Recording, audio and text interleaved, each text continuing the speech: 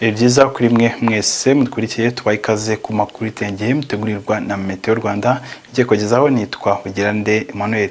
Tutangira tubira hamwe ibyaranze ikirere cy'uyu munsi, turaza kureba itengeye ry'umunsi w'ejo ndetse n'iminsi 5 y'imbuto bizakomeza kwitwara. Turi munsi ku masaha ya mu gitondo twaramukanye ibicu byiganje mu turere twose tugize igihugu. Ni nako ku masaha yo ku gicamunsi ibicu byakomeje kwiyongera bigatanga imvura yabwe mu bice bigiye bitandukanye bigize igihugu. Ku masaha ya nijoro hateganyijwe imvura yumvikanamo inkuba.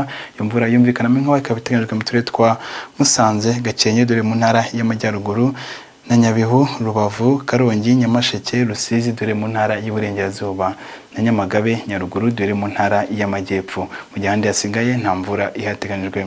Dukomeje n'umunsi w'ejo ku itariki 10 Kanama 2025 hateganyijwe umuyaga uringaniye ukazafite umuvuduko uri hagati ya metero 3 n'eshatu ku isegonda. Mu cyerekezo cy'umuyaga uzaba uva mu burasirazuba bw'igihugu cyacu werekeza mu bindi bice bigiye bitandukanye bigize igihugu.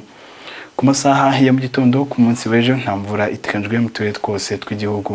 Dore mu ntara y'Amajyepfo mu gipimo cy'ubushyuhe bwasetanije ku masaha y'igitondo kizaba kiri hagati ya °C 14 na 15.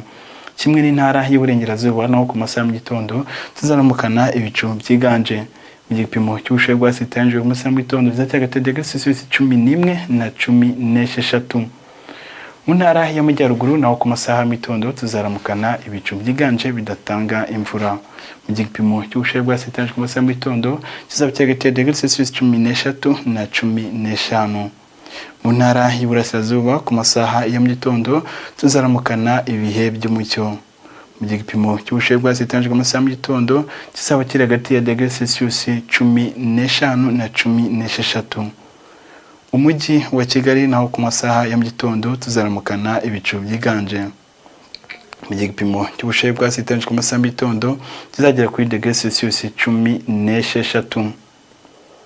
Ku masaha yo ku gicamunsi dore mu ntara y'Amajyepfo uretse uturere twa Nyamagabe na Nyaruguru hateganyijwe imvura yumvikanamo inkuba ku masaha y'igicamunsi, ahandi hasigaye nta mvura ihateganyijwe.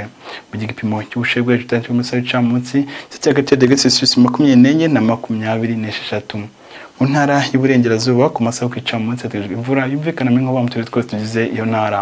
Mu gipimo cy'ubushyuhe bwasetanije ku masaha y'igicamunsi kiri hagati ya °C 21 na 26. Mu ntara y'Amajyaruguru ku masaha yo ku gicamunsi hateganyijwe imvura yumvikanamo inkuba mu turere twose tugize iyo ntara.